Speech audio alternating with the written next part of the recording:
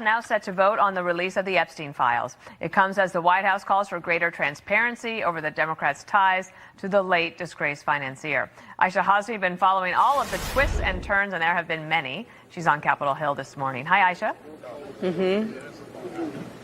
Hey, good morning to you, Dana. There is quite a scene building up outside the House steps. You can see behind me a couple of protesters out here calling for the release of the Epstein files, and they are waiting for this press conference to start with Thomas Massie, the Republican from Kentucky, and Ro Khanna, the progressive from California. Those two have been leading the charge to release the Epstein files. They'll be joined by those survivors of Jeffrey Epstein, of which you can see a couple of them standing there now. And we are expecting this vote to happen sometime this afternoon. Timing is still up in the air, but the bill needs a 2/3 vote here. And we are hearing that practically everybody in the House, the majority of Republicans, will actually vote for this today. We might see numbers upwards in the 400s. Here is Speaker Mike Johnson last night about that. I think it'll be a large vote tally. Do you believe that he should just release these files on his own? He said he's for maximum transparency. He's telling the Congress to do it. I'm not sure what more he could do by way of transparency. I'll talk to you later. Keep it close.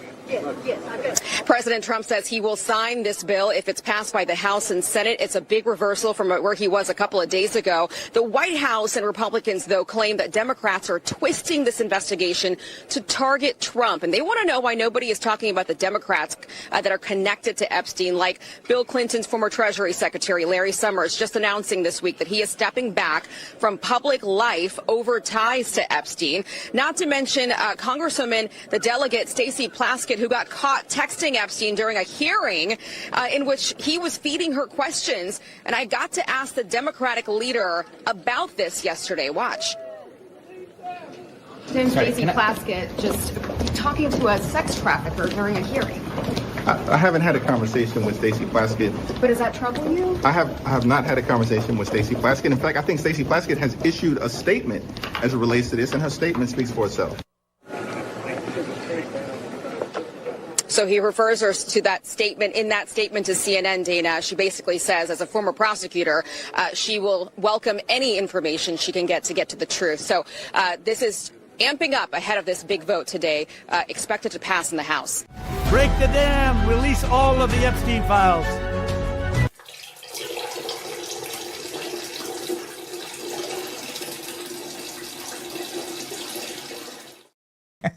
Okay. Jerry, you have permanent permission to use any Lord of the Rings lore for all of our memes. Should we do like a full Lord of the Rings lead up to the Thanksgiving holidays, ladies and gentlemen? Maybe we shall. Today, the Epstein files get released. And I think that's a good thing. And we have always thought that that's a good thing on this program. We have been calling for this for a long time. Now, we're not in charge. I wish that people had listened to us, and it could have actually saved us a lot of pain and consternations. I tried to say it again and again and again and again.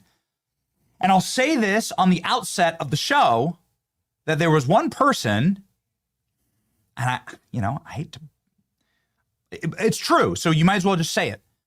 There was one person who saw this clear as day, and it was Charlie Kirk. And the last time I saw Charlie was at a Turning Point Summit here in Tampa, of all places, where Charlie Kirk was telling every speaker to go as hard as possible on the Jeffrey Epstein saga nightmare. At that point, it was when the DOJ and the FBI were at loggerheads. Apparently, Bongino was going to resign. And Charlie was telling all of us backstage, go as hard as possible. So I went out on stage and I'm like, release all the Epstein files, right? And I said that, everyone cheered. Megyn Kelly said the same thing. Tucker Carlson went all in on Mossad. And it's like, it was perfect. It was like this rolling, massive movement to say, let's just do this thing. This is why we were elected. Here's the photo. This is the photo of Charlie literally telling me, go as hard as possible on Epstein. I'm like, yeah, we plan on it, and we will. This is the last time I saw him. And Charlie just saw it as clear as day. And why? Why is this so important, ladies and gentlemen? Today, Tuesday, November 18th, 2025, House will vote live during the show to release all of the Epstein files. It's critically important because this is why we voted for Trump. A vote for Trump is a protest vote. It is not an establishment vote. Trump is not the establishment. He's the opposite. Trump's the guy who ran against Hillary Clinton and everyone else in the Republican Party saying, "Your establishment, I'm not. And I'm going to blow up that establishment because that establishment is corrupt." And the center of that story is probably an elite pederast ring that entrapped Bill Clinton, like presidents and prime ministers, foreign heads of state, spy agencies. I mean, that's like the center of the center. And then they kill them in prison, under federal watch, turn off the cameras and so on. I still don't believe any of that, by the way. I don't. The footage, all of it is just too mysterious. It doesn't prove anything. And so that's why today is important. And it's why you'll find us celebrating. We've done our level-headed best to explain what I believe in good faith is Trump saying that it's a hoax, because they are hoaxing President Trump. Because there isn't anything in the Epstein files, and there's zero evidence, and we have a fair show, we talk about it if there was. Zero evidence that Donald Trump is implicated in anything. There's a lot of evidence that other people are.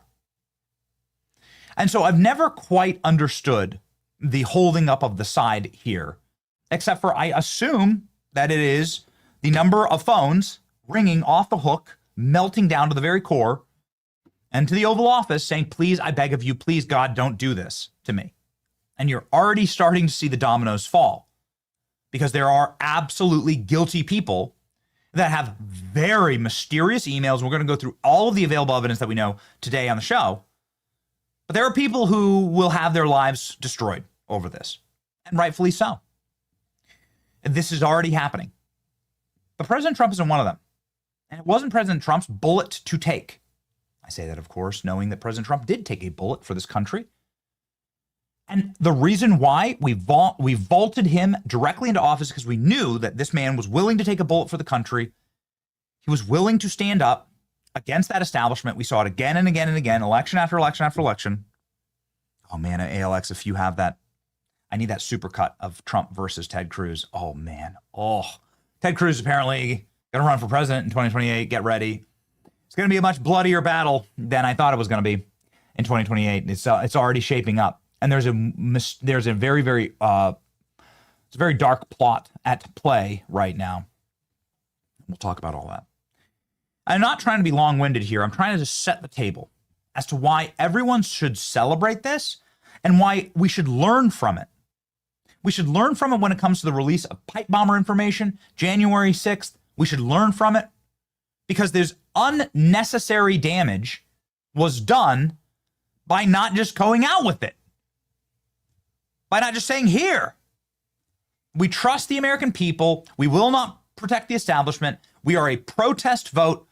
And if we don't act like that, then someone else will. Do you understand what I'm saying here? It's either going to be MAGA or Marxism.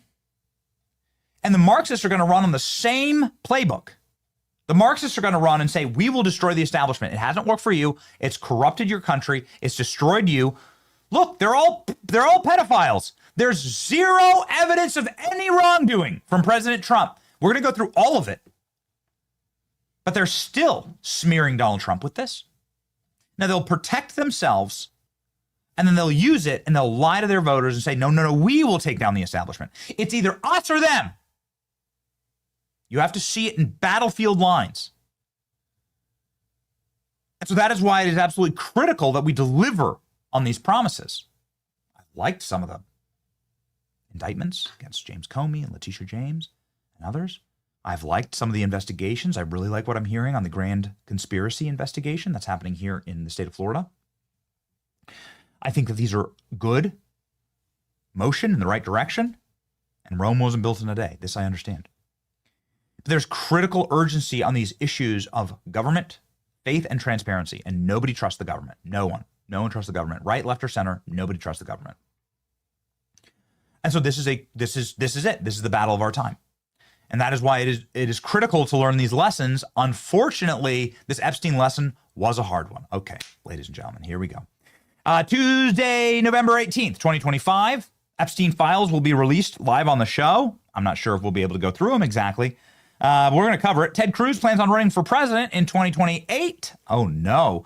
With by the way, a very, very dark plan. We're going to unpack exactly what the scheme is here.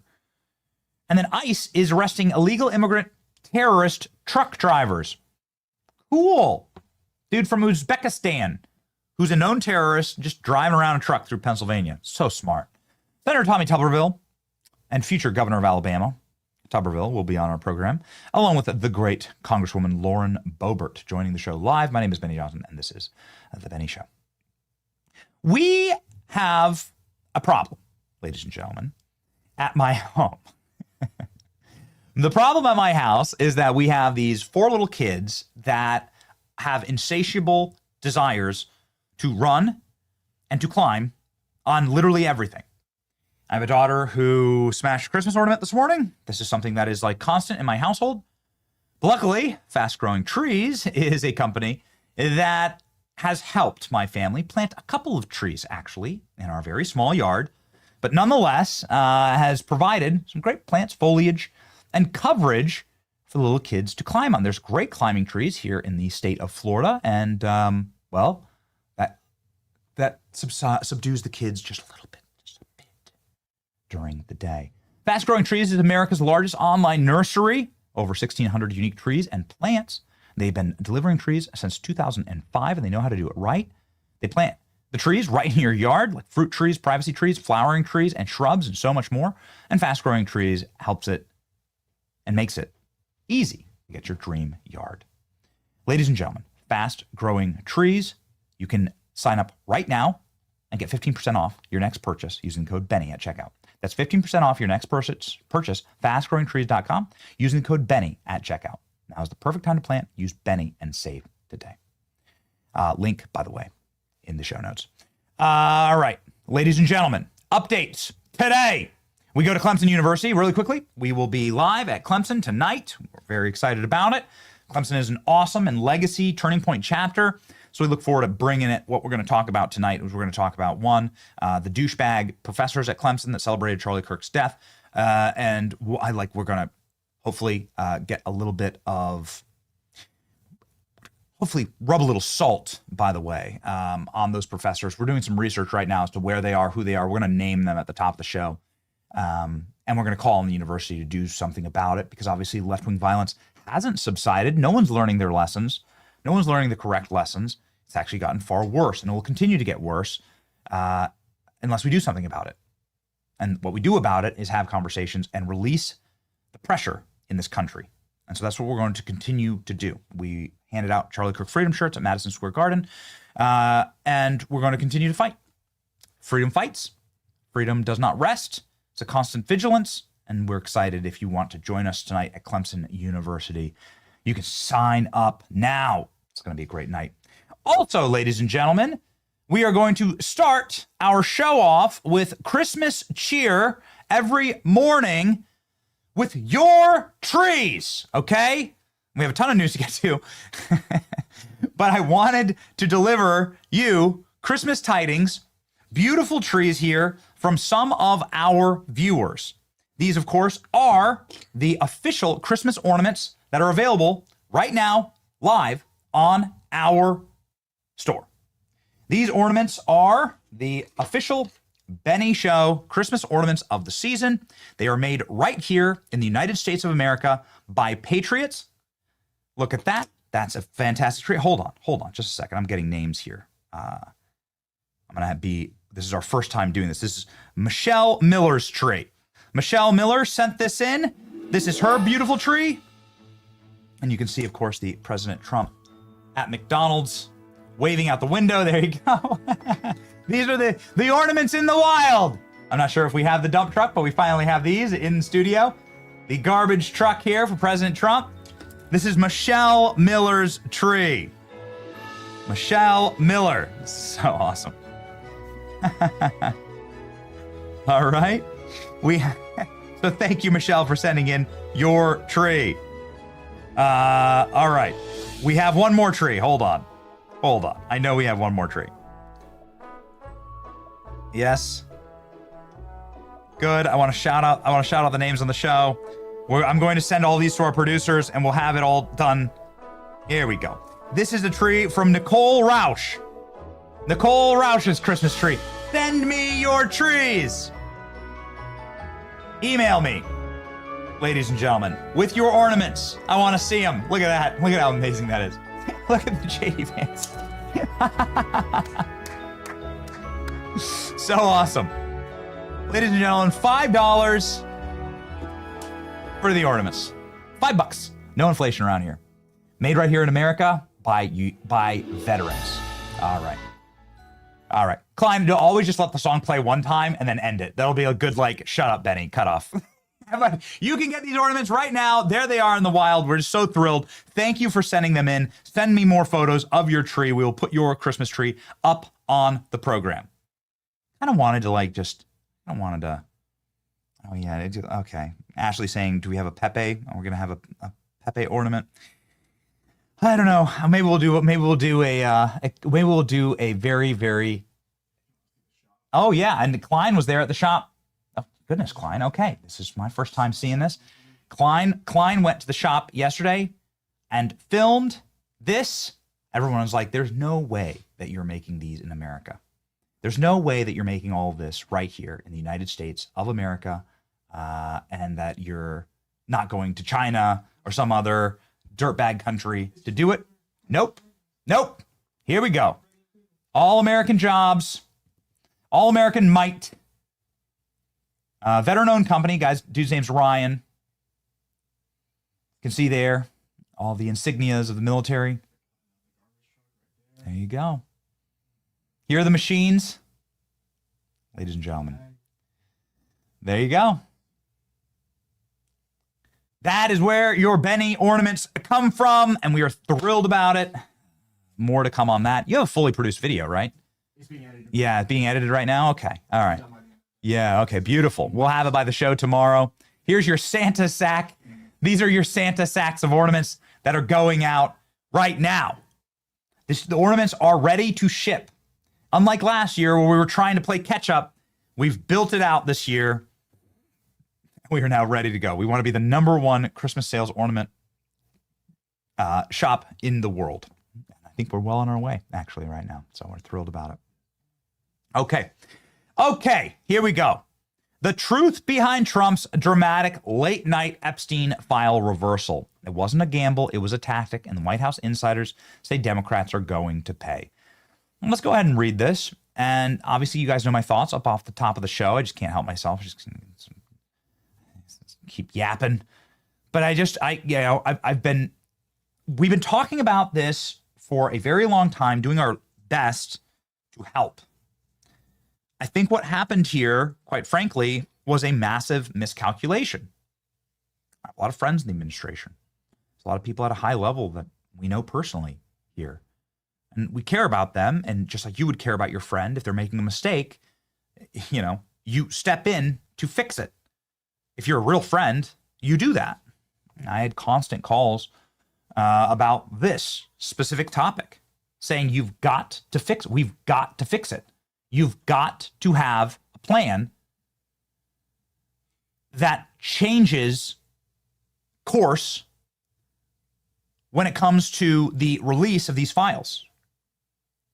Just saying that these files don't exist, they're not real, or you can't release any of them is not going to cut it. Not with the American people. We have a right to know if we are paying taxes to a pedophile cult. The American people have a right, an obligation, actually, to know if that's where their tax dollars are going, amongst a lot of other horrible uses of our tax dollars.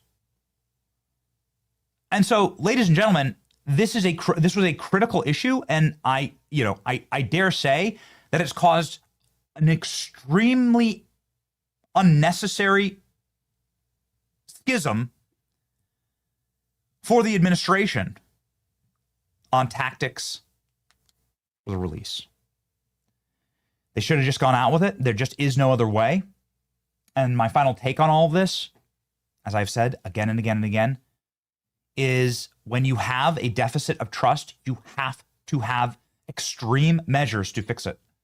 And the extreme measures, whether it's here or the JFK assassination or UFOs or Bigfoot or the January 6th pipe bomber, so on and so forth, needs to be, we trust the American people. We want to end the lies of the establishment, and we are going to give you everything.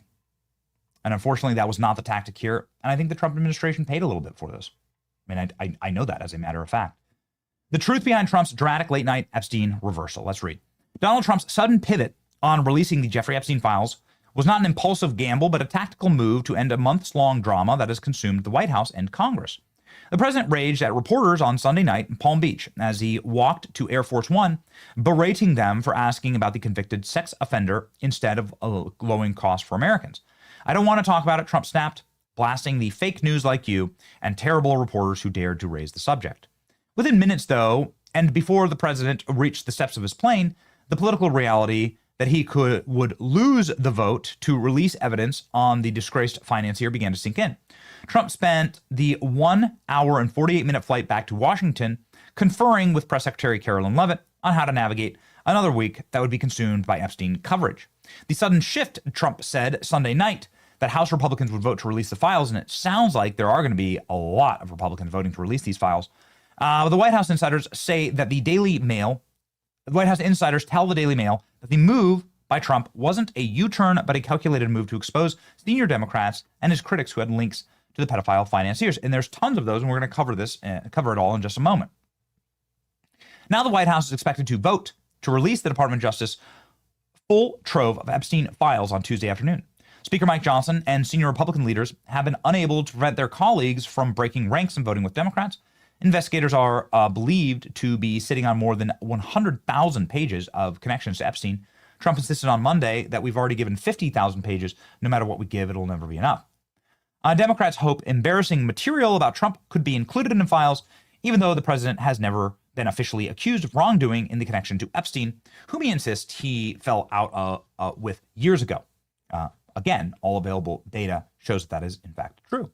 Trump told reporters in the Oval Office Monday, "We have nothing to do with Epstein, the Democrats do, and all of his friends were Democrats." Again, that is a matter of fact. I believe that many of the people some people that we mentioned, are being looked at very seriously in their relationship to Jeffrey Epstein. President Trump has called on a full investigation into Bill Clinton, for instance.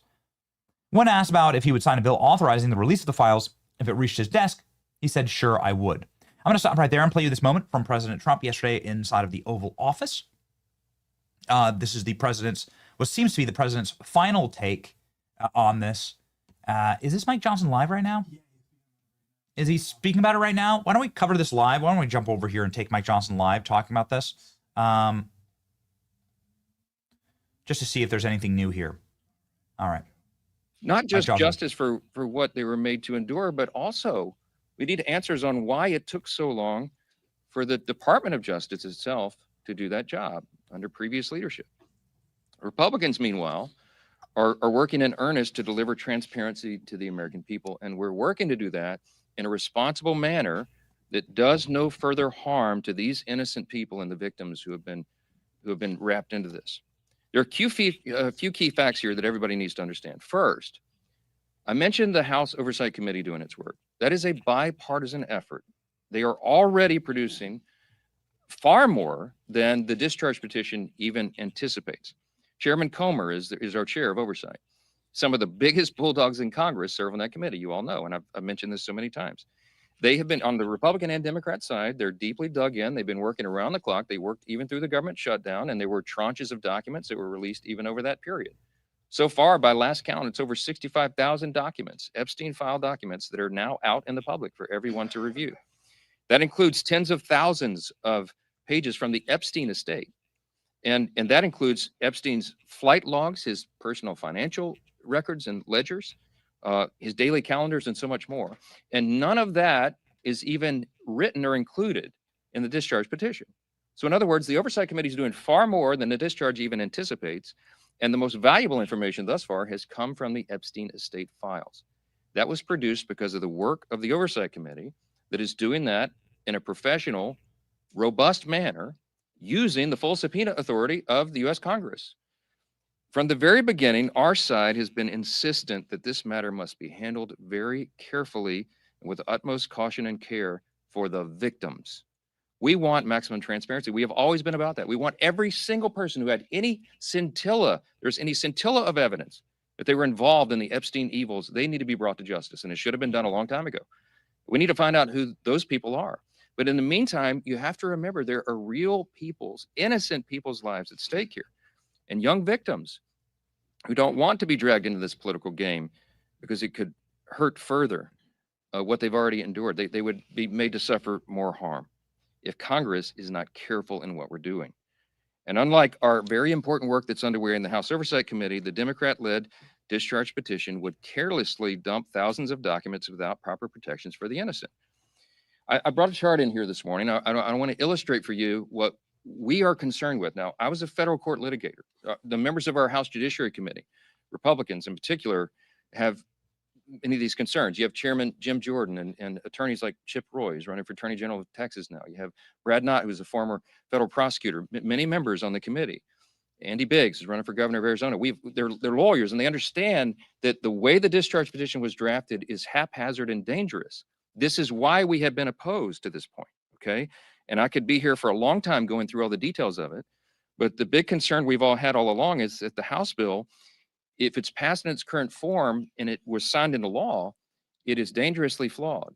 And our problem and our frustration is there's no way for us in the House to amend it or correct these problems because the authors of the discharge will not allow it. And that's one of our great frustrations. Let me just very quickly, we have a legal document that the lawyers, we have all drafted to explain all this, but let me give you maybe the top 5 concerns about it, and there are more. But as drafted, the discharge petition, it fails to fully protect victim privacy. I'm going to read you an excerpt out of our legal document we put together to explain all this. Congress should give the Attorney General broader authority to redact all the victim information. The discharge doesn't do that. This would prevent the release of information that could be used to unmask victims who have chosen to remain anonymous. Now, you have some very brave women who have come forward and put their names and faces out there and done press conferences and explained that justice is overdue, and our hearts go out to them, and they are heroes.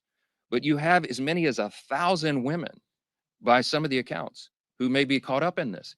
And the vast majority of them have not come forward, probably for obvious reasons. They don't want to be unmasked. But the discharge petition doesn't have adequate protections.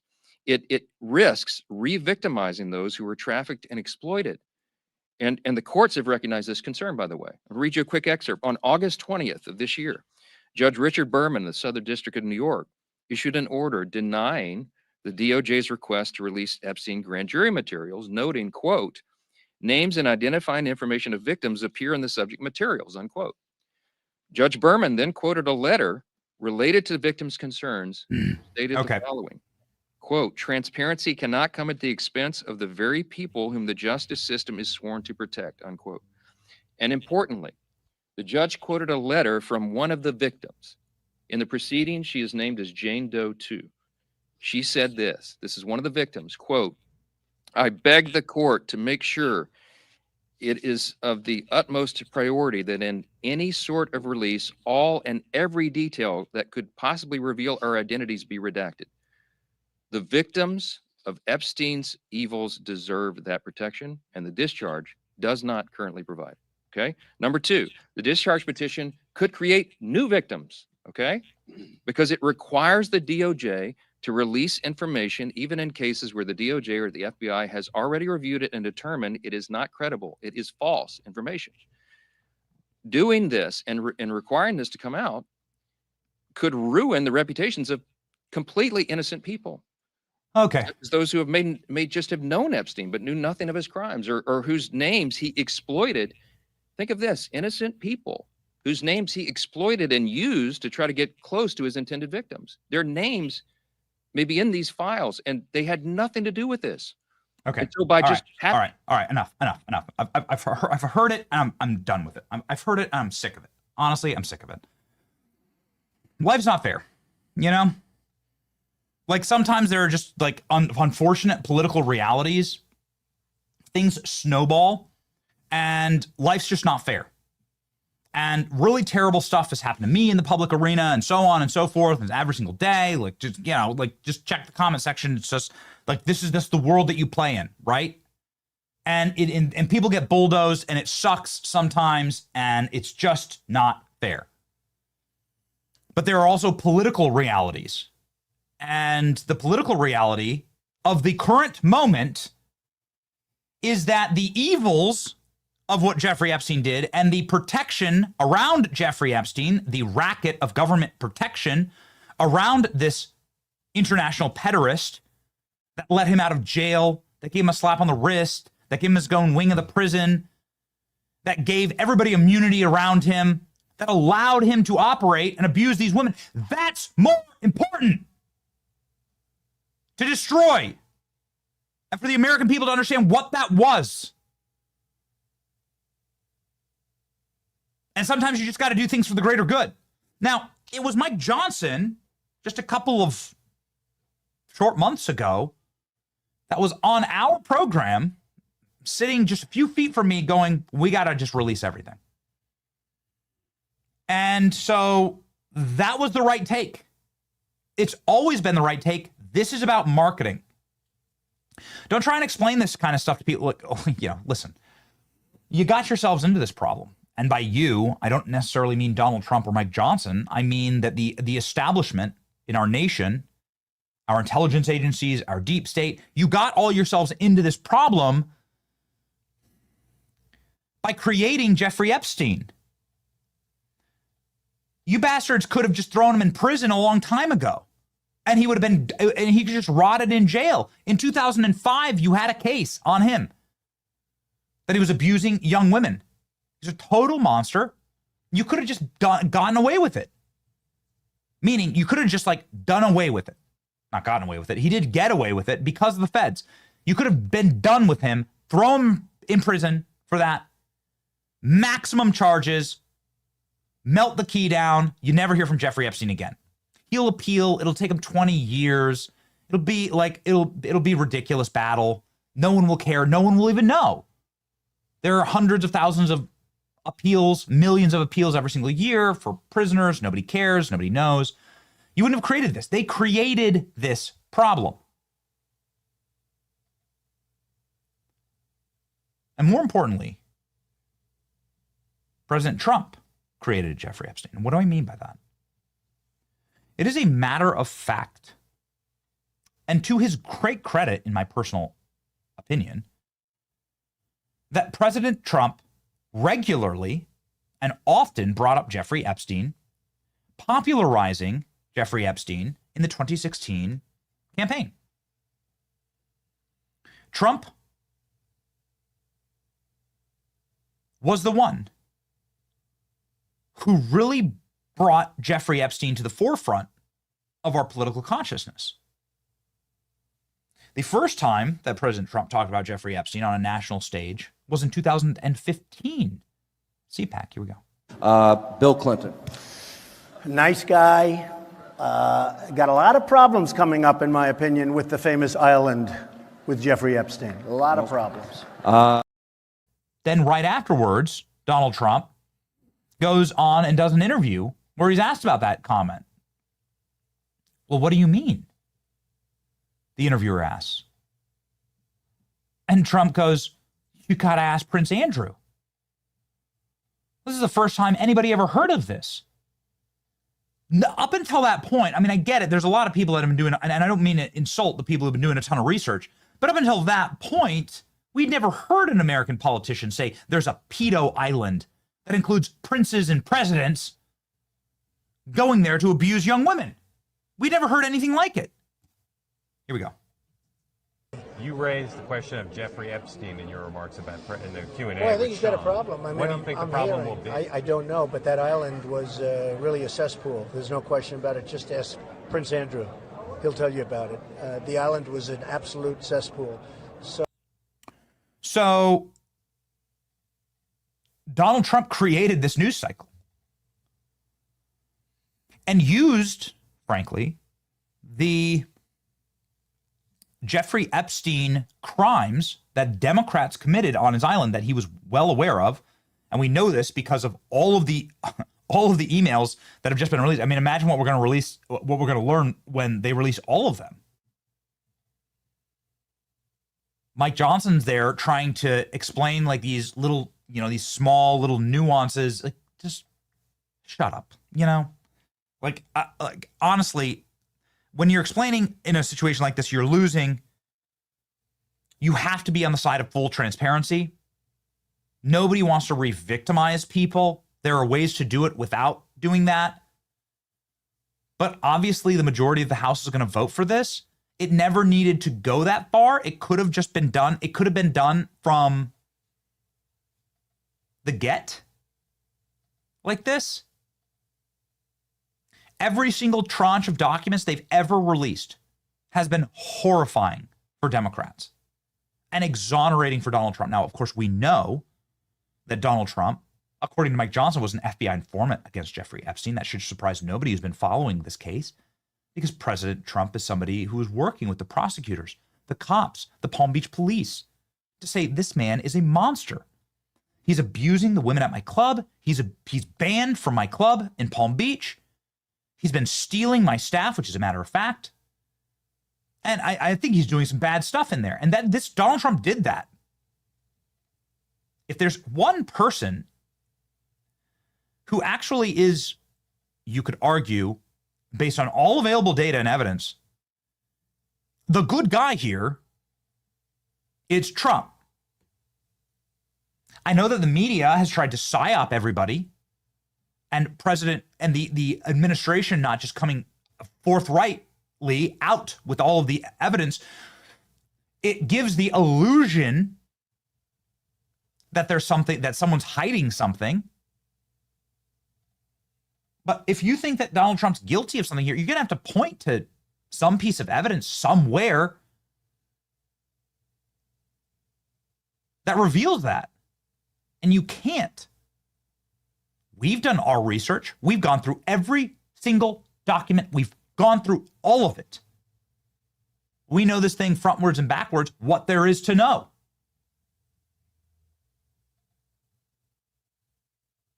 And so here, at the very least, is a people's history of what we know so far based on all of the releases of the documents.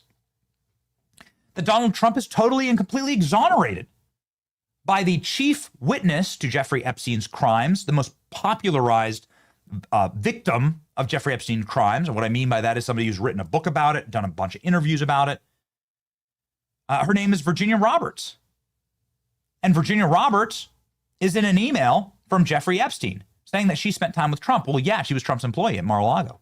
He stole Virginia Roberts from Mar-a-Lago. Epstein stole Virginia Roberts from Mar-a-Lago and then abused her. And then President Trump banned Epstein from that. And Virginia Roberts, in testimony after testimony, sworn and otherwise, and what I mean by that is TV interviews, books, she has nothing but wonderful things to say about Donald Trump, calling him an utmost gentleman, saying he didn't even flirt with the girls. President Trump didn't even flirt with them. So there's hit number one. President Trump asked Ghislaine to stop, according to the emails. Let's read. Epstein emails appear to show that Trump came to Ghislaine Maxwell and specifically said, you need to stop what you're doing with the underage sex stuff or with the abuse of women. So, of course, he knew about the girls and he asked Ghislaine to stop. That's what the email says. Well, doesn't that make him a good guy? And then if he goes and he becomes an undercover, he becomes like an informant for the FBI and he contributes to the prosecution of Jeffrey Epstein, as we know from the victim's lawyers, doesn't this sort of create a fact pattern that Donald Trump was trying to stop this? We do know that Jeffrey Epstein was once a member of Mar-a-Lago and that Jeffrey Epstein used Mar-a-Lago to recruit young girls. Masseuse at Mar-a-Lago was Virginia Roberts, for instance. We know that. And so then Donald Trump knew what Ghislaine was doing with the girls and asked them to stop. Ghislaine was the fixer, right? The madame. What else do we know about these documents? That Bill Clinton liked him young? Give me that photo of Ghislaine Maxwell at the Clinton wedding, please. I think this is critically important, and I need the date of this wedding. What day was this? What date? What's the year? What's the year this photo was taken, please? It's critically important to understand with the Epstein timeline that there is a marked change in Jeffrey Epstein before and after the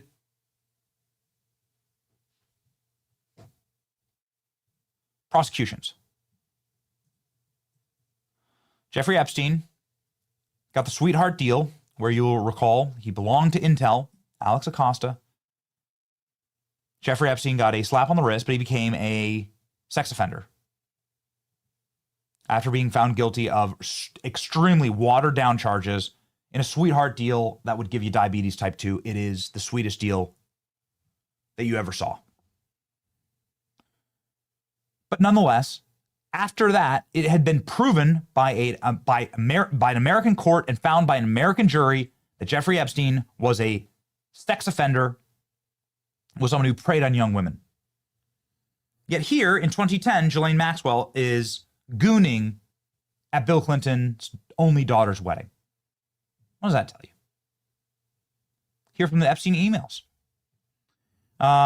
Jeffrey Epstein said that Bill Clinton likes them young, referring to young girls. There it is in black and white. Amazing how nobody ever asked about this. We've had this email for over a year.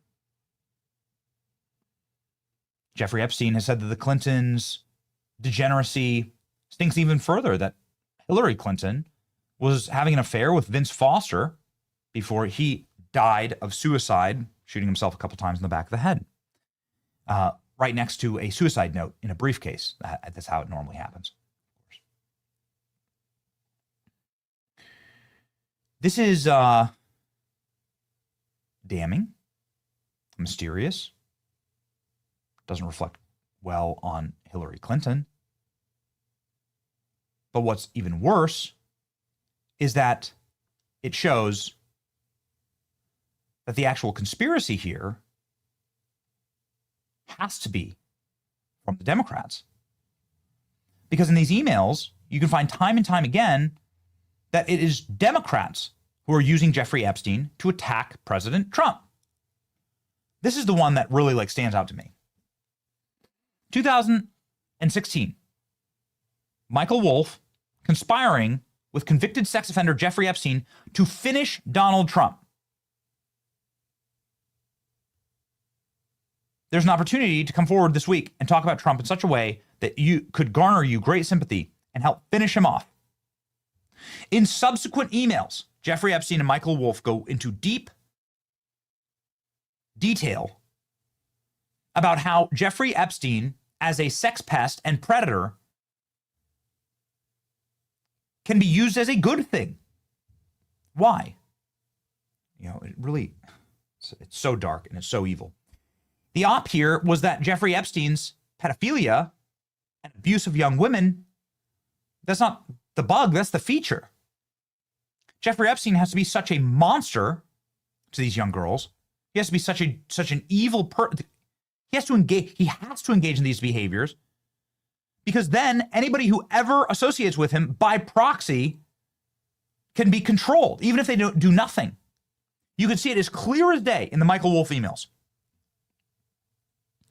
That the goal of all of this was for Epstein, even if the rich and powerful person didn't partake or didn't commit any crimes, that their relationship with Epstein was enough to control them. You can see that with Bill Gates clear as day. You can see that in the emails, the Michael Wolff emails. Alex, do we have that, by the way? Thank you. Yes. Michael Wolff brainstorming with Jeffrey Epstein about how you could destroy Trump politically just by the fact that you yourself are a sex criminal and you knew Donald Trump. They laid the op out in the open, and you can see how it all worked. They're inventing leverage against Donald Trump. Reading to you from the email. I think you should let him hang himself.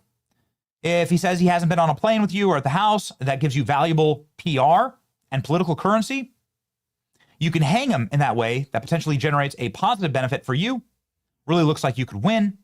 You could save him, generating a debt. Look at that. he might say Jeffrey Epstein is a great guy and he's gotten a raw deal and is a victim of political correctness, which is to be outlawed in the Trump regime. Man, and then look at this. I hear CNN is planning to ask Trump tonight about his relationship with you. Oh boy, who's leaking the emails to CNN? It's the other thing that is revealed entirely in all of this. The coordination between the Epstein camp and the media, corporate media. Also, who's dragged into all of this is Barack Obama. Something that we didn't know, but Barack Obama's lawyer, White House counsel,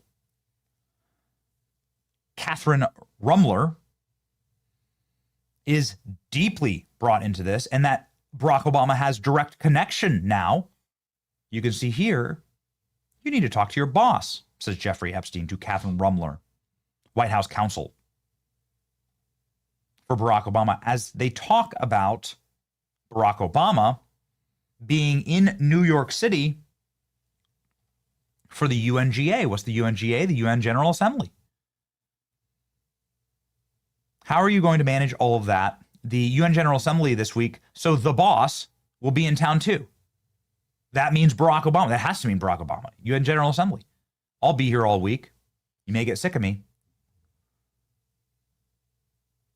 And then Jeffrey Epstein says, girls, careful, I'm going to renew my old habits. He's just out in the open with it.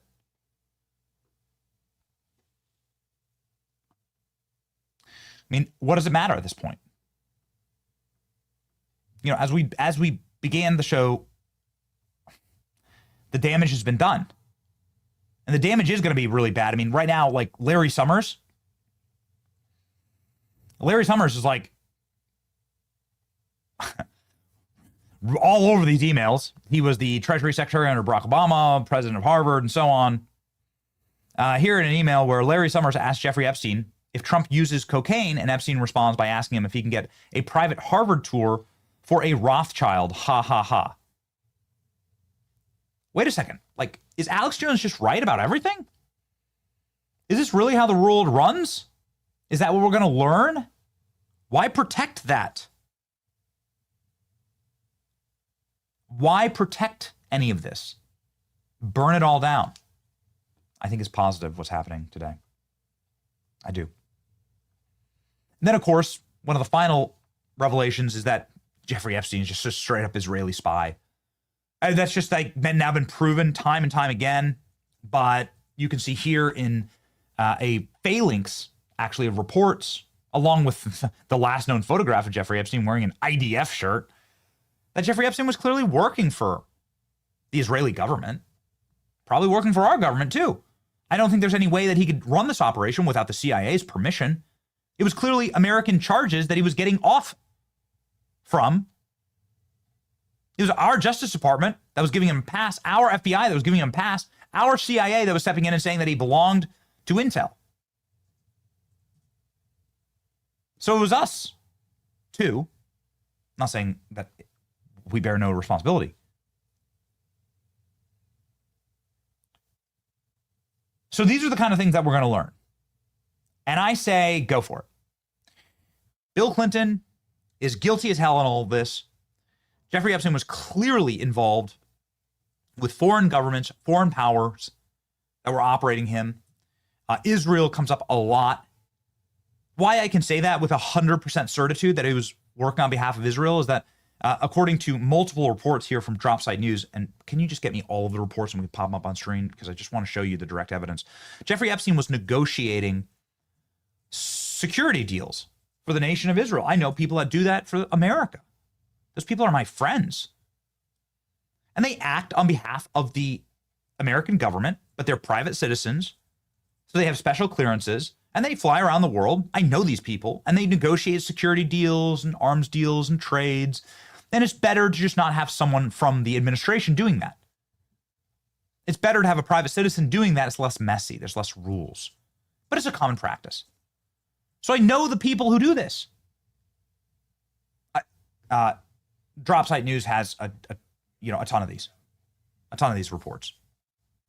But Jeffrey Epstein not only hosting Israeli spies, but brokering security deals between Israel and Mongolia. You don't do that unless you're a state actor. I'm well aware of this business.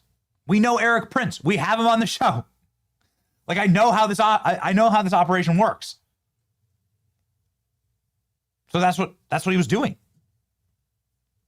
And even today, before they release all of the files, you're starting to see what's about to happen. Former Harvard President Larry Summers will step back from all public commitments in an effort to rebuild trust and repair relationship with the people closest to me, he wrote in a statement Monday morning. The announcement comes less than 1 week after 7 years of correspondence between Summers and disgraced financier Jeffrey Epstein was released by the Republican House Oversight Committee. The documents show that Summers and Epstein continued their exchanges until 2019. There is a difference between communicating with Jeffrey Epstein in the 90s, which Donald Trump did do and Bill Clinton did do, and communicating with him after his sex predator charges and convictions. The people who jumped in after were not Donald Trump, Bill Clinton, Larry Summers, Bill Gates, the Obama administration, and so on. It's a totally different landscape. And you had that if you want to, like, I don't want to muddy the timeline too much, but that is the difference. Ladies and gentlemen, speaking to him all the way up till 2019, just 1 day before Epstein was arrested on new sex trafficking charges. Goodness. I'm deeply ashamed of my actions, and I recognize the pain that they have caused, he says. I take full responsibility for my misguided decision to continue communicating with Jeffrey Epstein. Summers is currently a senior fellow at the left-leaning think tank Center for American Progress, paid columnist at Bloomberg, and serves on the board of directors at OpenAI, because of course. A spokesperson for Bloomberg declined to comment. So there we go. He says he's stepping back. So this is just going to be the first in a very long line. Okay. Ladies and gentlemen. Yeah, sorry about this. Ladies and gentlemen, we have a senator who's on this story and who has never shied away from the truth. He's always been a straight shooter with us. His name's Senator Tommy Tuberville from the great state of Alabama. Very interested in his take on all of this. Let's rock and roll.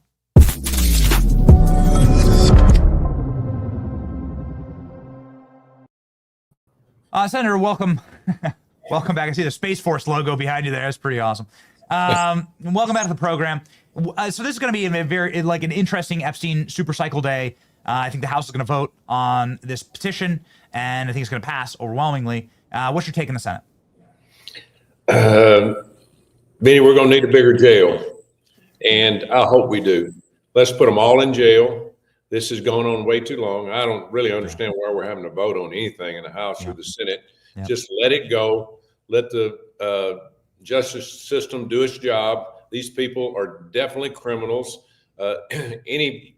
Anybody to have anything to do with young kids, we put them in jail, we throw the key away. I don't care who it is. It's time to get this mess over with and let people know you're going to pay the price for doing something like this. So, it's going to blow up. Larry Summers right off the bat.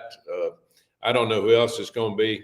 I have no clue, but I'm anxious like everybody else to hear about the transparency that President Trump offered up during his campaign. And here it comes, and I'm looking forward to it. Some people are going to have a very, very tough holiday season, and they should. I think what a lot of people have wondered is, like, why did it take so long? Not just from President Trump, but throughout, Jeffrey Epstein killed in 2019. Why has this taken so long? Obviously, Democrats are doing it now.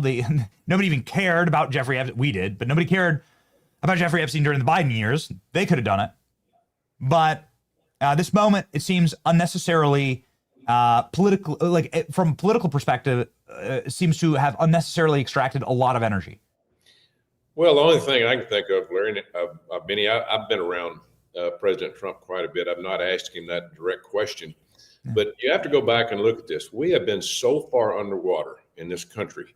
I don't know whether at the beginning of President Trump's term that we could have withstood, the mental capacity of what is getting ready to happen across people across this country and a lot of different things. So I would hope that he would give you reason of, listen, we had to get our economy back going again. We had to get things going over in the right direction in the Middle East, all over the world.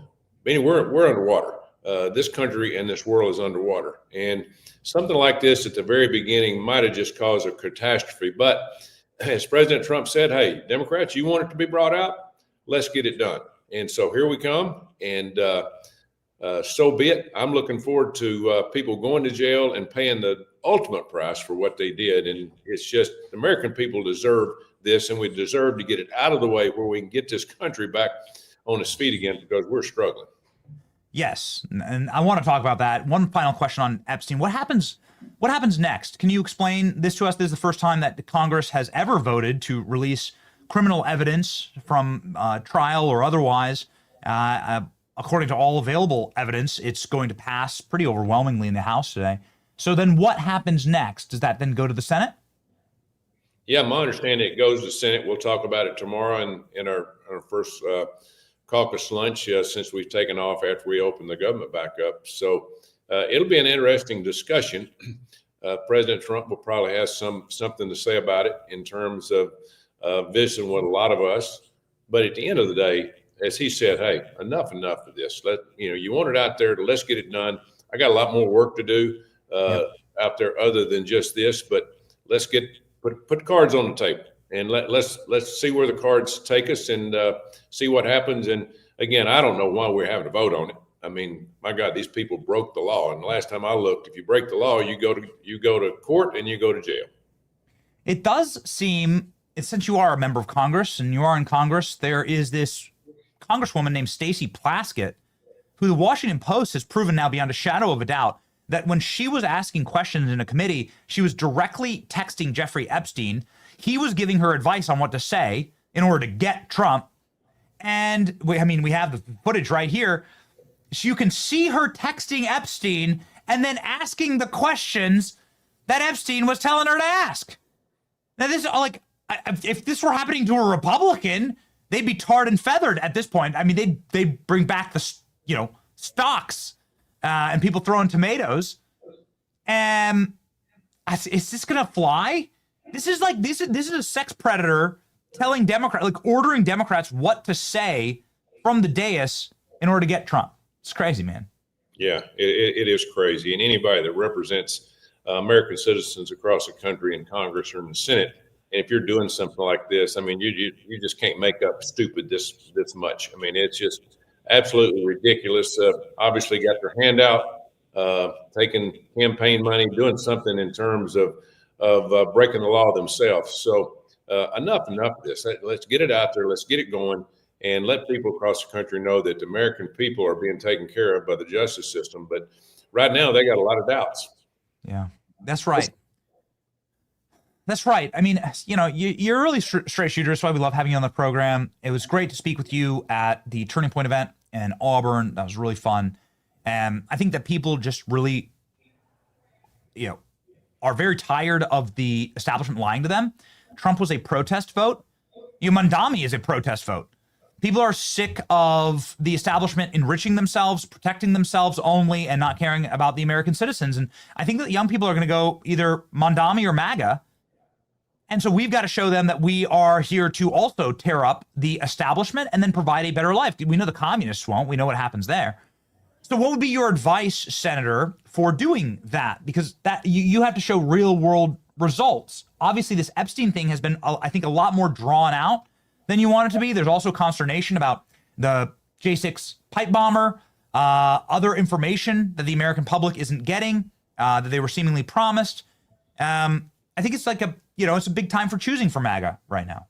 Yeah, this is a dividing point. They killed Charlie Kirk, our friend, because he was telling the truth. Yes. And they didn't like the truth.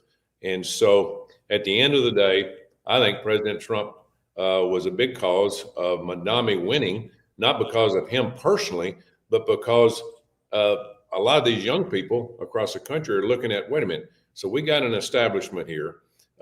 It's not changing whatsoever. As I said earlier, President Trump's trying to, but he was so far underwater, so he's caught up in the tidal wave. And then, for some reason, a lot of these young kids in New York said, I'm not a Trump fan.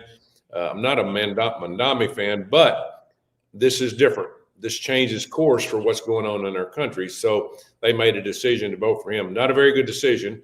And I think President Trump probably going to have to get involved with the governor there, because the governor can stop a lot of this nonsense, Hochul. But at the end of the day, this was a lot about President Trump, the mainstream media going after him, just telling people how much he was a big part and most of the problem, which he's most of the solution. They'll find out in the long run. So what about the thing that young people care the most about, the American dream?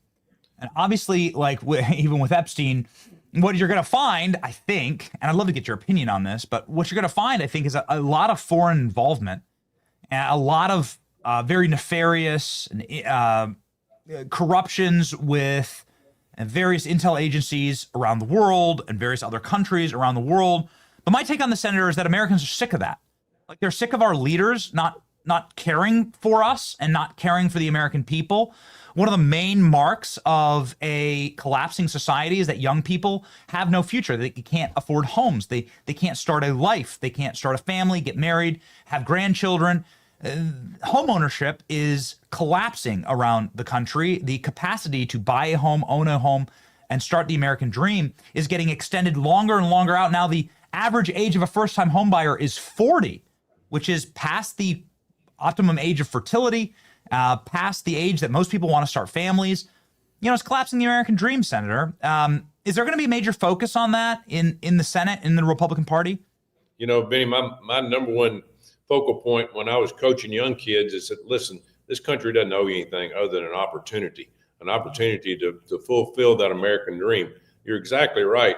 The problem we have in there right now is the 4 years of Joe Biden and these awful policies going all the way back to Barack Obama, letting all these people come in from countries all over the world, 20, 30 million people. We don't have places for them to live.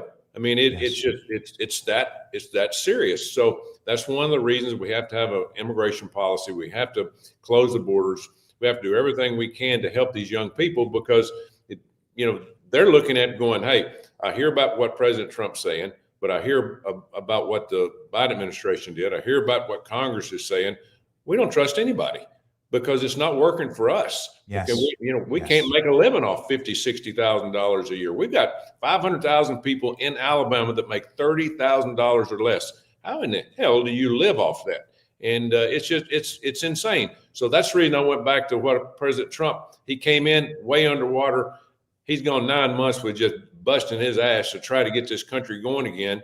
And everybody's yelling about all these things that happened in the past. He's good with that. But now he says, hey, if y'all want all to come out at the same time, we'll just get it out there and wash our laundry. And it's going to be a huge wash load through Thanksgiving and Christmas. I hope so. I love seeing the domestic turn, but I hope that it's not too late. The administration obviously was elected to care about the American people. I think they've done great work, but I want to see a major messaging war to tell young people what MAGA is going to do for them. I know that you are a great part of that, speaking to 10,000 students at Auburn. And that's what I think we need to vision cast, because if you lose that, I mean, listen, it really will be, the future will be MAGA or Mandami, MAGA or Marxism. And we got to win, Senator. Well, we're a big part of the problem up here, Benny. The Washington, D.C., it is nothing but a quagmire.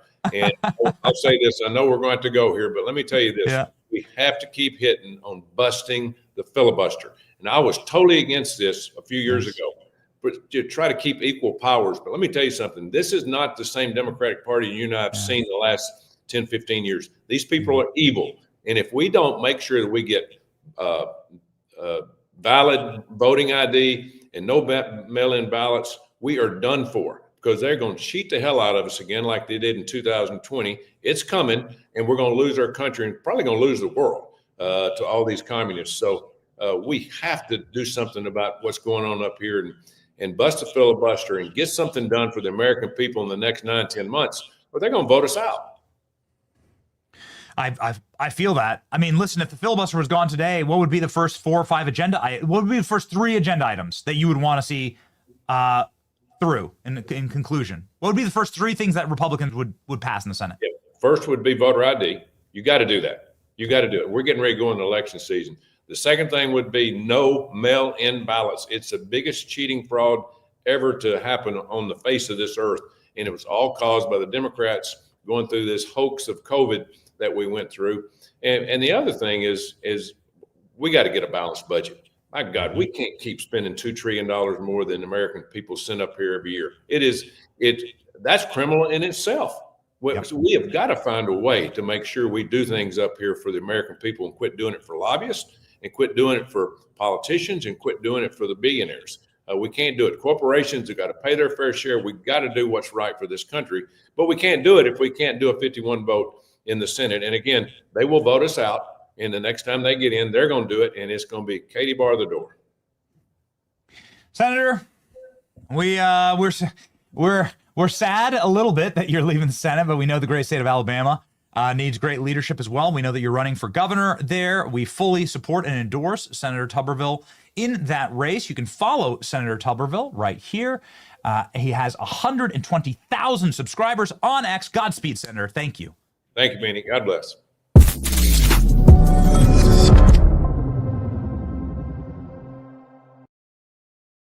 Ladies and gentlemen, we are ripping through the show today. I want to let you know about how we chill out at the end of the night. This is something that my wife and I both do.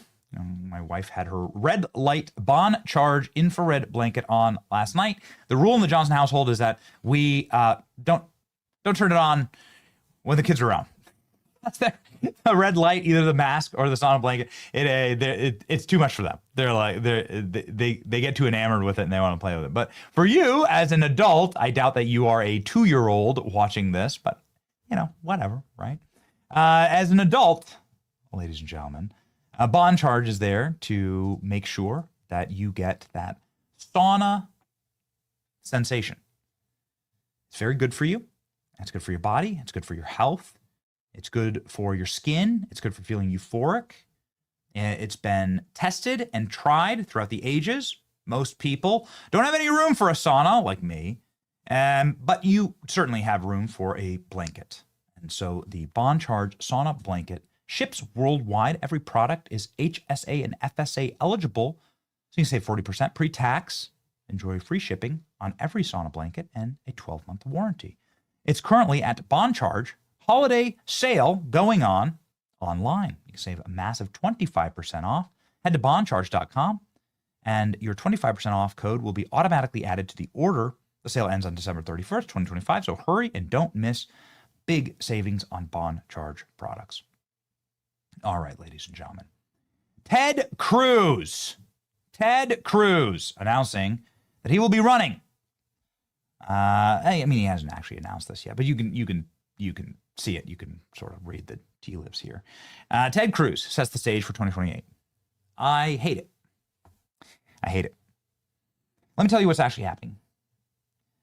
There is a wing of people in the Republican Party called neocons. Neocons want America to be constantly at war with every country on earth. They profit from this. They want America to be the world's police. They want forever war. And they want it now. They are exhausted by the current political environment, which has seen neoconism on life support, effectively. And they need to do something drastic. And here's what they've come up with. I'm telling you the plan right now. I had a lot of phone calls on this. This is what's going on. The plan right now is to lose the midterms. They want that to happen. They want President Trump to get impeached. They want a lame duck administration. They want Republicans and Donald Trump and MAGA to collapse and fail. They want us to then disintegrate as a movement. So much of the agitation right now against MAGA is foreign funded or funded by nefarious entities that are trying to break us apart. The goal then is to reestablish the establishment Republican Party that you saw with a John McCain nominee or a Mitt Romney nominee, to completely eradicate America first and to go back to uniparty rule, where Democrats and Republicans just kind of agree to pass the baton kindly between each other and to let globalists, forever wars, foreign interests, foreign invasions happen on our soil, and to slowly whittle down or completely and totally atomize all political power for heritage Americans in exchange for a globalist government. Rule by the World Economic Forum, rule by foreign masters, and placing the interests of foreign nations always and forever over the interests of Americans. Ladies and gentlemen, this is what Ted Cruz's campaign is all about. He is running hard against Tucker Carlson, J.D. Vance, who are very close to each other. Tucker Carlson's son does work for J.D. Vance. And that's an honorable and awesome thing, actually. His name's Buckley Carlson. He's a great dude. Ted Cruz doesn't like the fact that Tucker Carlson has called him out on multiple occasions for what seemingly indefensible stances when it comes to bombing Iran, defense of AIPAC, defense of foreign lobbies, and sort of blind defense of other foreign nations other than America. And so that's created a schism. And J.D. Vance, I can tell you, is, and you can see through the leaked signal chats, is staunchly, ardently, and ironclad America first. He's got it in his bones. J.D. Vance would be an excellent candidate in 2028 were it not for sabotage from internal party politics, and that's what's happening right now. So that's why you're going to see headlines like this. That's the moment that we're going to live through. We're going to live through the moment where the right, really just a different brand of leftism and globalism, attacks MAGA. And that's the op that's happening right now. Why let libs do it? Libs failed at attacking MAGA. You got to go fifth column. You got to go inside the walls. And that's what you're going to see happening. The goal here, again, is going to be to have Republicans catastrophically lose the Senate and the House in the midterms and then impeach Donald Trump. Will they be able to remove Donald Trump from office? Are they going to get 67 senators? I don't think so. But are they going to try and they're going to make life living hell? Yes, it's a matter of fact. And so it's pernicious. It's evil. Politics is dirty, man. And this is what's happening right now. Will it work? I'm telling you, I don't think so. You got to play the cards right, though. You got to deliver for the American people. America First has to deliver for the American people. Ted Cruz didn't just get a little bit of a beating from Tucker Carlson. He got one from President Trump. Back when Donald Trump was running against Ted Cruz in 2016, a highlight reel that had me howling yesterday. And then we have Lauren Boebert lined up from the House to talk about what's happening today. It's going to be interesting. But here we go, ladies and gentlemen. Tell me there's not going to be sour grapes after this. This is just, man, Trump 2016 was a different vintage. Here we go. That's a matter of principle, and I'll tell you. You are the single biggest liar. You probably are worse than Jeb Bush. You are the single biggest liar. All right. This guy lied. Let me just tell you, this guy lied about Ben Carson when he took votes away from Ben Carson in Iowa, and he just continues. This guy will say anything. Nasty guy. Now I know why he doesn't have one endorsement from any of his colleagues. All right, John, I get to respond. Pick from the buffet there. He's a nasty guy. Why do you lie? Donald, why do you adults lie? learn not to interrupt you. Why do you lie? Donald learned. You pushed him. Donald, adults learn not to interrupt you. Yeah, I know. You're an adult.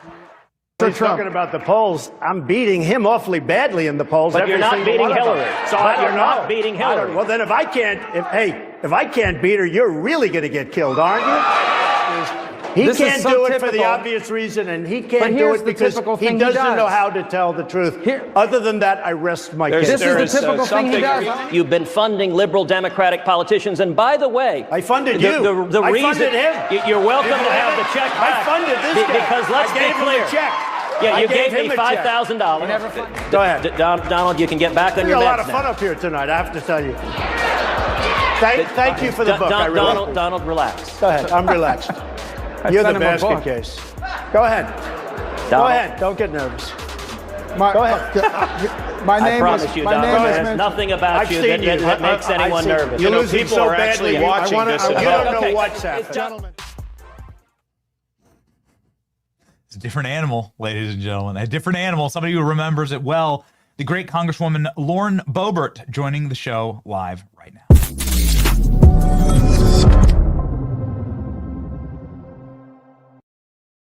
Okay, how you doing, Congresswoman? What an interesting day in the House. Whew. Yes, and that clip really just took me back. And it kind of reminds me of the Shane Gillis skits where he's like, we're never going to see another Donald Trump debate again. Those were the best debates. Like, he just gets up there and says, "You're ugly." And everybody's like, "Wait, you could do that?" Yeah, it was a totally different, it was an animal. And you could see why he's won the White House now twice. Maybe you'd argue 3 times. President Trump. I would. President Trump is somebody, however, who is going to win the Epstein vote. I mean, now he's in favor of it. Give me an update on the Epstein vote in the House today, Congresswoman. Sure. So this was never political for me. I certainly stand for the victims and transparency. I serve on the Oversight House Committee, and there's just information that we don't have available to us, whether it be from liberal judges who have sealed records or protected them and kept them from us, or it's the estate that has not turned everything over just yet. I certainly was inquiring when I spoke with Attorney General Pam Bondi and FBI Director Kash Patel. Some of the things they are saying that they just do not have access to. And I said, well, you're in luck. I'm a lawmaker, so let's just make a law that gives you access to the things that you do not have or may not have. So we are taking this vote. Speaker Mike Johnson has accelerated the vote. There's a procedure that would typically have 7 legislative days to ripen this discharge petition. He said, let's just vote on it. So we're doing that today. But in tandem, Ralph Norman is introducing a censure resolution for Delegate Stacey Plaskett. Now, this is the disgraced Congresswoman who has received campaign donations from Jeffrey Epstein after he was a convicted felon convicted for sex crimes. And now we see that she was coordinating in a House Judiciary hearing with Jeffrey Epstein. She was being coached by this disgusting man on how to take down a sitting president of the United States, Donald Trump. For Democrats who try to pair President Trump with Jeffrey Epstein, I think they're going to continue to be proven wrong. He is the man who some suspect was a whistleblower against Jeffrey Epstein. He also kicked him out of Mar-a-Lago once he learned what he was involved in. And Jeffrey Epstein has made it clear many times that President Trump was the one that needed to be taken down. He was the one that was going to expose Jeffrey Epstein. And in fact, in his first administration, he was the president who indicted and convicted Jeffrey Epstein. And we were able to get depositions that I have not seen in full. And one thing that I am fighting for sure. But that also led to the conviction of Ghislaine Maxwell. So President Trump has been on the right side of this all along. I will agree with him wholeheartedly that the Democrats are using this as a distraction. That has been his number one issue with this the entire time. He is doing amazing things for our economy, for our country. Our southern border is secure. Our illegal immigrant rate is down. People are self-deporting. ICE is doing a great job. Things are getting back to normal. Now, that was 4 years of destruction we just went through under Joe Biden, so it's going to take some time to reach the affordability level that we all want. And we have some plans to do that. You've even talked about those and the things you were working with Charlie on towards the end there. And also he's doing amazing things around the world. He is the world leader, the leader of the free world. And so the Democrats have used this as a distraction from the good that President Trump is doing, a distraction from Democrats shutting down the government for the longest time in history, more than 40 days. where folks were without WIC, were without SNAP benefits, were without paychecks, where air traffic was creating chaos and frustration for millions of Americans throughout our great country. And so I agree with him wholeheartedly. This is a distraction for them to use, but it is going to backfire. Even leader Hakeem Jeffries, I have seen this man live on full spin cycle. And he does a decent job at it. Of course, when you know the truth, you can roll your eyes and gawk at it and just explain what he is saying away. But even when the press is asking him about Stacey Plaskett, about her being coached by a pedophile, a convicted felon, he's like, yeah, well, I guess, we're just going to do what we said we would do. And these predators are going to have to be held accountable.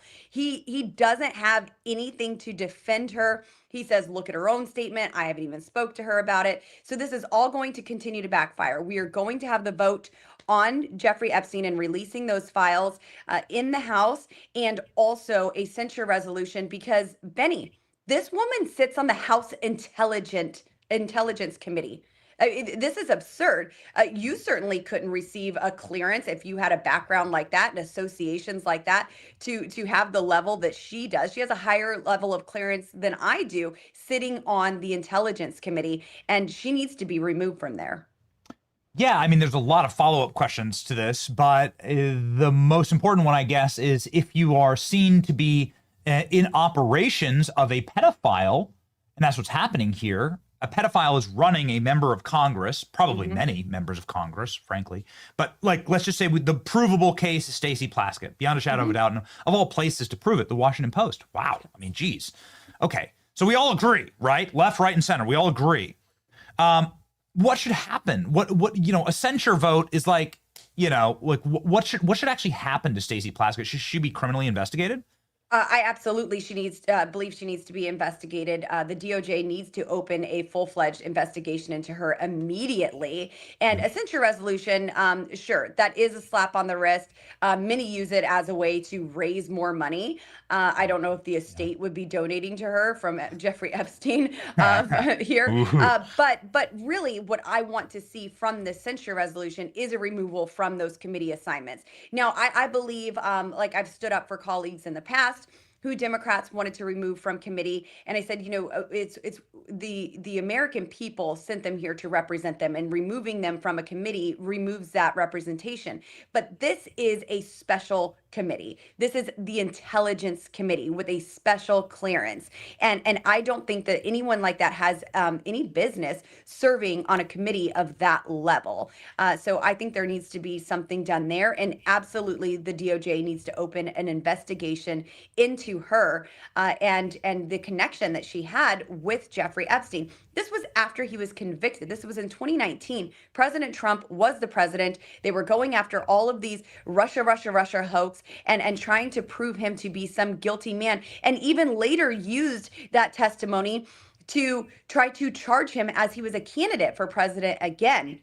So this goes very, very deep, and I don't think she's the only one that we are going to find connections like this with Jeffrey Epstein. Again, President Trump has been right about everything. Jeffrey Epstein was friends with Democrats. This is their problem. And when he says this is a hoax, he means this is a distraction from what we are doing. He is not implicated in this.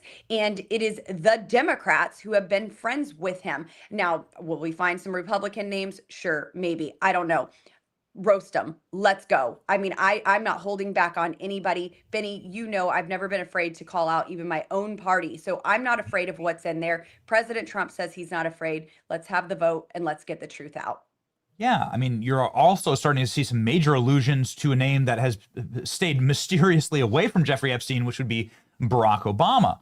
You're starting to see Obama's lawyer, White House counsel, Catherine Rumler. She's all over these documents. Talking about her boss and how she needs to contact her boss on this or that. You can see it in the actual black and white in the emails. What is going to be the fallout for a Bill Clinton or a Barack Obama here, who seem to be far more in collusion and coordination with Jeffrey Epstein than President Trump? I mean, yes, President Trump's name appears in here. Why does his name appear? Because they were trying to sabotage him. because he was working with Michael Wolff and members of Congress to try and destroy Donald Trump. This is what Epstein was doing. This was the op, actually. When you say a hoax, this is the actual hoax. The hoax is that like Jeffrey Epstein was being used to take the kneecaps out of Trump. This is like plainly obvious for anybody that is like a cursory read of these emails. So anyway, for the people that were on Jeffrey Epstein's side, Bill Clinton, presumably Barack Obama, I guess we'll find out more. Like, what's to happen to them? Again, we need full justice and accountability. I don't care if you're a former president of the United States. If you are guilty alongside Jeffrey Epstein and Ghislaine Maxwell, now listen, they were human traffickers. They weren't trafficking people, women, to themselves. There are other people who are implicated here.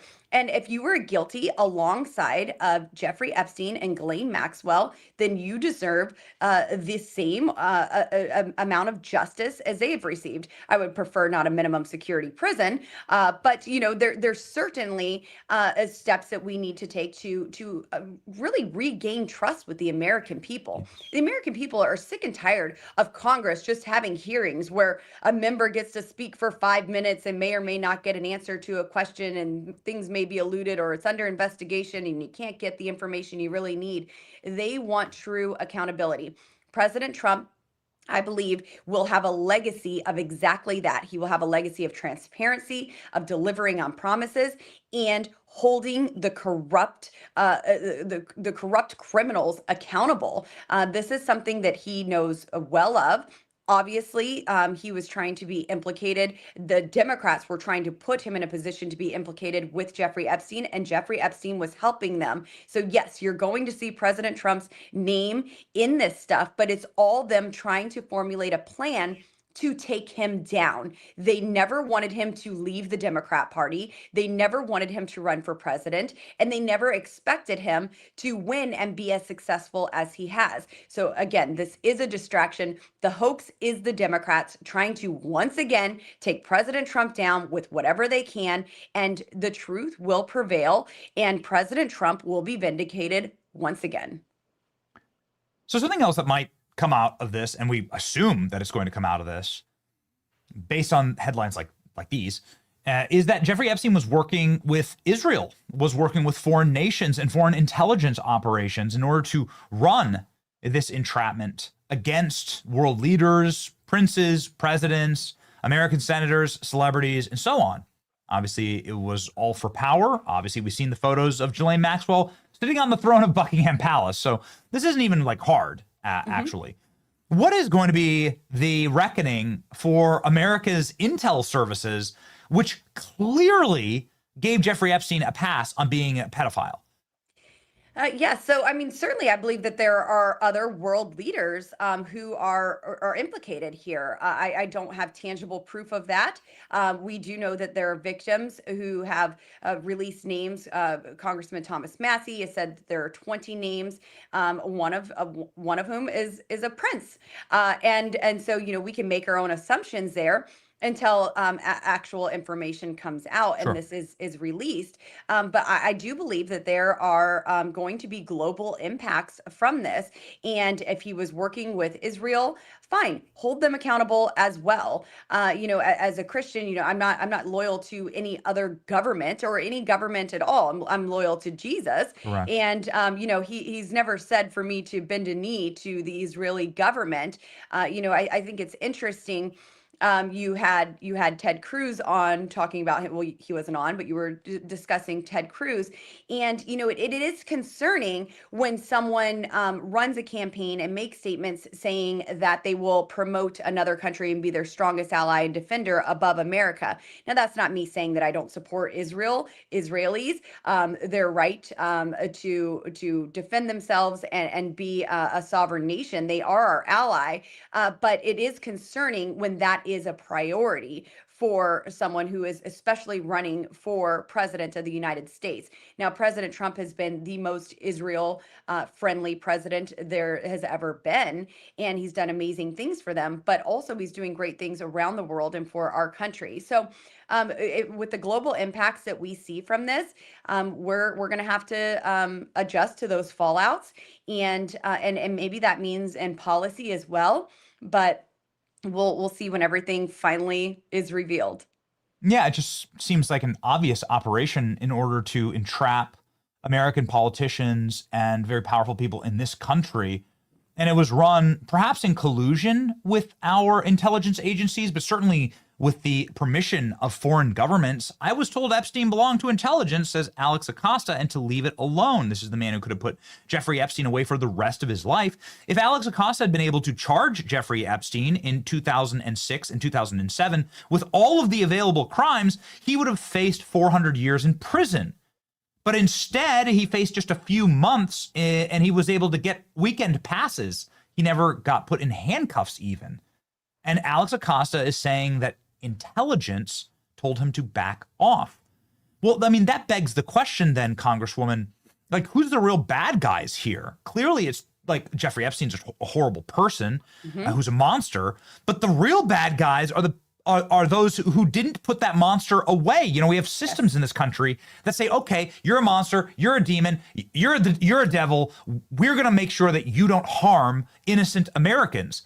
And our intelligence agencies didn't do that, and perhaps, or even worse, protected Jeffrey Epstein, funded Jeffrey Epstein, or allowed for Jeffrey Epstein to continue operating as he did for a decade and more after his original pedophilia conviction, after he became a sex predator.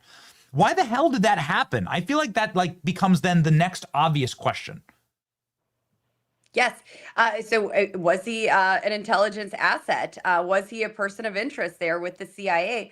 Within our own intelligence agencies here, to even have the rumor of that is certainly alarming. And then when you see the sweetheart deal that he received by Acosta, Acosta's name came up when I was talking with folks in the DOJ last week, and saying this is someone that we need to go after. Why was such a sweetheart deal given to him? Yeah. And this is someone who needs to be hauled in front of the Oversight Committee and really have answers provided. But I mean, the CIA, I don't think anyone there is a friend of ours. Have you ever heard of anything good coming from the CIA? I mean, the more and more we learn, the more and more we lose trust in everything that we are told, from 9/11 to President Trump's assassination attempt to even Charlie Kirk. And so, in everything, there is such a distrust with the American people because it always seems like there is a cover up and a sweetheart deal and no true transparency. I don't think the CIA is a redeemable institution. I don't even know if the FBI is entirely redeemable at this point. We don't know what pieces of evidence have been manipulated from administration to administration. We don't know what documents are still there, what documents were ever there. Do you think that these people are really that sloppy if there's going to be a crime and a cover-up, that they're going to have a detailed list and a line item appropriation from Congress to actually do the thing? There's questions of what information has been there, is still there, was never there. And it is concerning whenever you see these sweetheart deals in the past that have taken place. And I'm hoping, I really, really hope that this DOJ will not be so kind. I know that there are referrals I want to say on Pam Boundy's desk, but that's where they were sent by the Oversight Committee, by Chairman James Comer. And I want to see action taken on those. I don't want to hear talk about it. I don't want to just pat ourselves on the backs and say we sent a criminal referral to for somebody. I want to see actual action, and that's what the American people want as well. You're on the Oversight Committee, so you have subpoena power. You're in the majority, so you have subpoena power. Here's an article that we seem to be the only show that ever cares about this kind of stuff. That says that Jeffrey Epstein was just bragging about working for the CIA. Mm-hmm. This is from the Evening Standard, and it was published when? When was this? In 2001. Okay. So this is sort of before, Jeffrey Epstein became totally and completely, memed and popularized in culture. And I think he was probably a little more loose in bragging about what he was doing. Mm-hmm. And so Jeffrey Epstein saying, yep, I work for the CIA. Is the CIA going to get a subpoena? Like, is Ratcliffe or anybody at the CIA going to have to get dragged in and asked about their files on Jeffrey Epstein? I would love for that to happen, and I beg for subpoenas every day that I'm here in Congress. I think that we use this authority far less than we ought to. We saw Democrats' abuse of the subpoena power that they held when they were in the majority. And I do feel that we are more skittish than we ought to be in serving these. But also, even within the FBI and DOJ, they can issue subpoenas as well. And so it doesn't just have to come from the Oversight Committee. If Kash Patel wants to issue a subpoena, well, get the information that you need from whoever you need it. There's some gray area even with the estate and the subpoena that we issued to them. To me, it seems like the estate said, ask us for these things in a subpoena and we're happy to supply them to you. And then we asked for those things. And it seems like there's a lot more that we weren't given permission to ask for from the estate. Now, to Chairman James Comer credit, Jamie has said that they have provided even more than those things and that they are working well with him.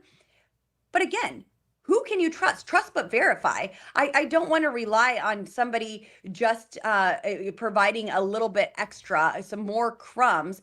Ask them for the whole dang thing. This is a $1 billion estate. Ask for everything. Simple. There's so many questions and there's so much there. And it really was an insult to the American people to just say there is nothing there. And there is. And I think there's obviously some major vested interests in making sure that the entire system doesn't come crashing down, because Americans, I think what's going to eventually happen is we're going to find out that our federal government was in the business of protecting this pedophile and that our tax dollars went to protecting this pedophile. And that's going to be tough. That's going to be a tough sell for the American people. And so I say just let it burn, right? Obviously the bad guys here were the Bush administration and his FBI that initially botched or covered all of this up. The Obama and Biden administrations that did absolutely literally nothing and seemed to be colluding with Epstein while he was still alive or covering it up while he was dead. Bill Clinton, who had Jeffrey Epstein, who had Ghislaine Maxwell at his daughter's wedding. I mean, look at her gooning right here. They're guilty. They're guilty as hell. And then also on the CIA point, it was Obama's CIA director, who, according to these emails, was like the best friend of Jeffrey Epstein. Yes. So I just say out with it. I'm glad that the House is voting like this. Yeah, I mean, sunlight's the best disinfectant, right? Absolutely. And, I don't even think this is the only scandal that we need to be looking into this aggressively. Again, President Trump says that this is a distraction from the good things that have been going on and the work that we are trying to do. We still we have a short-term CR right now. We have to get through appropriations so we don't have another shutdown. There's obviously the issue of healthcare that's on the table right now that we are discussing and we need to fix. And I think anything less than completely doing away with Obamacare while we have the majority is unacceptable. So that's something that we need to prioritize. But this just starts to raise other questions in my mind too. I've read Franktown. What happened with those boys there? Who was involved there? Is this another Epstein? And there's things that we may never know the answers to. But is it because they have these deep political ties and we aren't supposed to know? So this is one step in getting full transparency. And at the same time, we need to walk and chew gum and deliver on the other promises that we all made during our campaigns that got President Trump elected with a massive mandate from the people. And we have to deliver on that, or we don't deserve the majority in the midterm if we just sit on our hands. Yeah, well, waiting till the last minute on these kind of things is really tough, but I guess we'll see what happens. Congresswoman Boebert, you should follow her. She's got 5 million subscribers right here on X. She needs no introduction or outro. You know her, you love her, follow along, and man, she's just fighting for us in the state of Colorado, which is going to have some very interesting elections here coming up. So we'll see what happens next. Godspeed, Congresswoman. Thanks, Benny.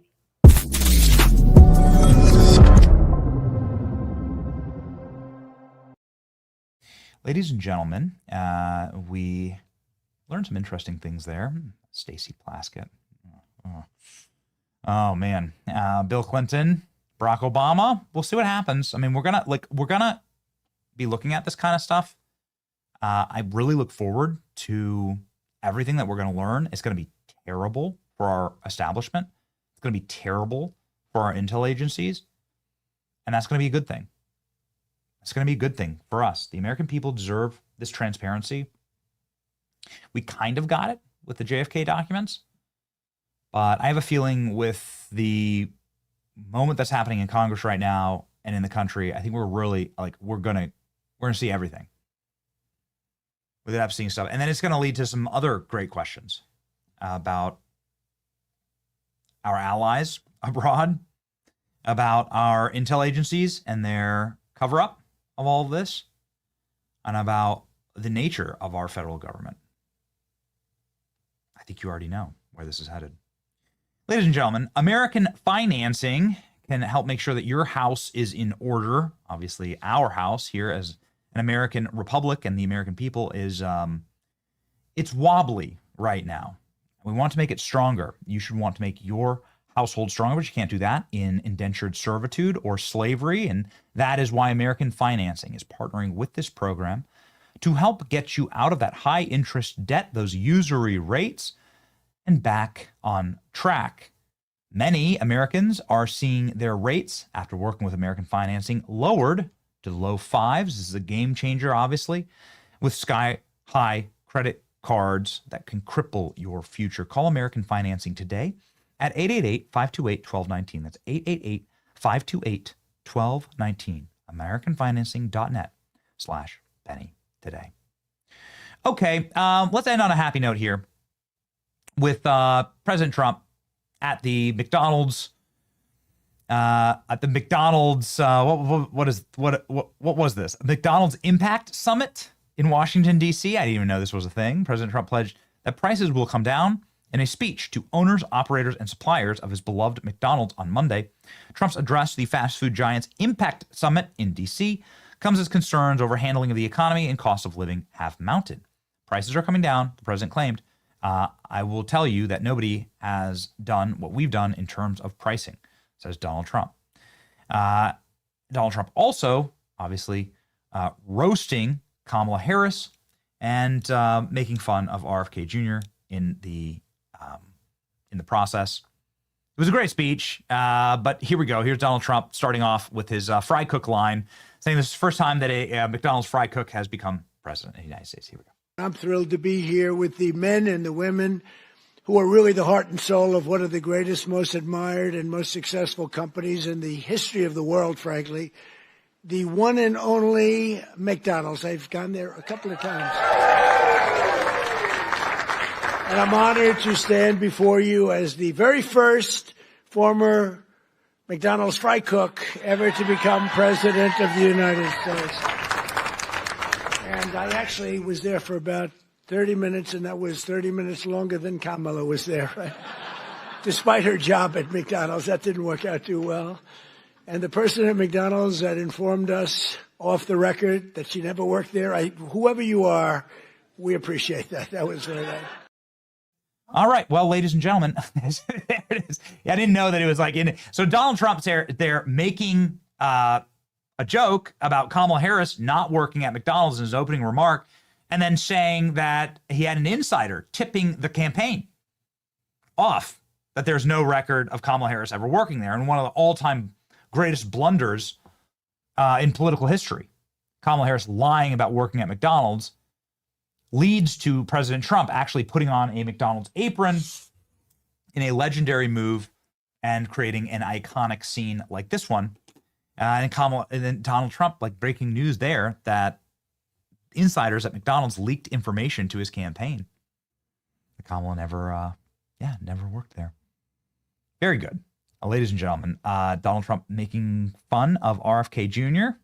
here in the same speech. Let's go. As you may have heard, I'm also one of your all-time most loyal customers. I really am. Well, I think that's good. I'm pretty sure that's good. While other politicians fly around on campaign planes stocked with expensive catering, on Trump Force One, prior to ascending to Air Force One, which is quite a nice plane also, we served only McDonald's almost every time. On occasion, we couldn't find one, which is pretty hard to believe. We'd go another route, but we really did. You fed us very well, and I even got Bobby Kennedy to eat a Big Mac. And he told me he loved it. All right. He told me he loved it. I don't think so. We actually have photographic proof that he didn't love it. But anyway, President Trump finishing off with the American Dream lines. This is obviously where Trump is the strongest. And now we need, obviously, the policy and the numbers to follow along. But here we go. An amazing 1 in 8 Americans works behind the counter of a McDonald's franchise at some point in their lives. Yeah, we heard about that. I heard about that. Wasn't true in that particular case, but for tens of millions of our citizens, the road to the American dream starts beneath the golden arches, beautiful golden arches. So to each and every one of you, thank you and congratulations on 70 years of American greatness. Congratulations. All right. Ladies and gentlemen, we do our level-headed best to keep everything positive. We have eaten McDonald's with President Trump on Trump Force One, along with RFK. But as you can see here, I miss these times. These were amazing times. Elon Musk and RFK Jr. and Mike Johnson in there. RFK, he says RFK loved his meal. I can prove to you, well, at least you can see him here, that he maybe did not. He doesn't look happy. But we literally sat on that table on Trump Force One just a few days ago, because we flew on Trump Force One, was sitting right there in Don Jr.'s seat. Eric Trump was in Donald Trump's seat. And there was no McDonald's. They did actually serve us a steak, in fact, on that plane. There was no McDonald's because Eric Trump and his wife were Maha and wanted something healthy on the plane instead of McDonald's. Trump demanded McDonald's. I've eaten McDonald's on that table with President Trump during the campaign. It's an awesome experience. And it's great to see the president. He's in good spirits. Here he is dancing at after the speech there. Yeah. And hitting it. That's the energy that wins, ladies and gentlemen. So I look forward to engaging in the fight for the future tonight at Clemson University. We will be there with Turning Point USA. It's going to be an awesome speech. It's going to be a great night. And we're very much looking forward to it. Carrying forward this energy. There's going to be big topics that we talk about. Housing is what we're really going to talk about. And the seizing of the American dream for the future. Ladies and gentlemen, our verse of the day from Matthew 7, verse 15. Watch out for false prophets. They come to you in sheep's clothing, but inwardly they are ferocious wolves. A good example, ladies and gentlemen, for what you see right now happening with the conservative movement. It makes me very angry, and that's something that frustrates me a lot. We're going to fight very hard for America first.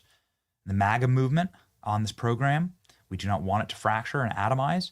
We like strong debate, but we don't want people to crash out, burn out, or black pill. And so in order to keep the energy going, you have to have big wins. And so that's what we're going to be working with, directly with the administration, with outside groups. We're here to win. And the motivation is pretty simple. Our kids and their American future.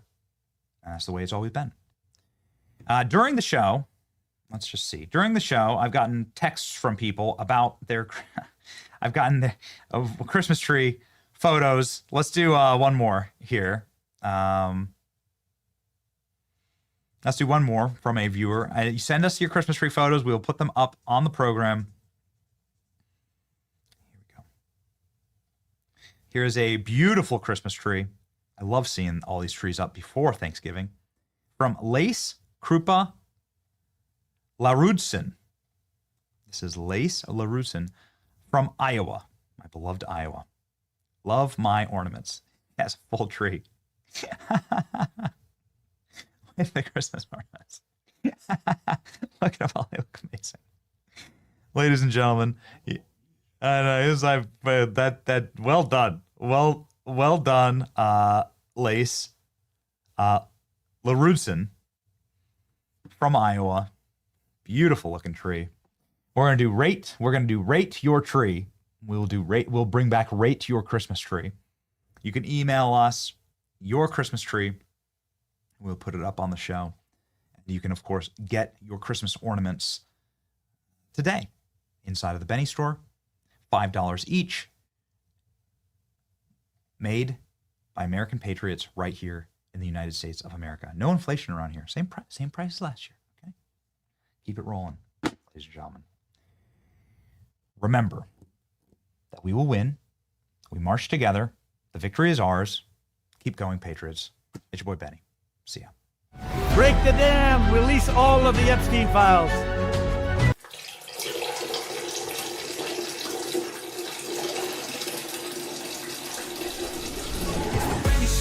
Where the truth gon' be, faith and freedom on your TV screen. Stand up strong, battle through the night. The Benny Show's here, bringing liberty to light. From the speeches to debates, Benny sharp like a blade, cutting through the lies, watch the truth cascade. With the warrior's heart, this man never fades.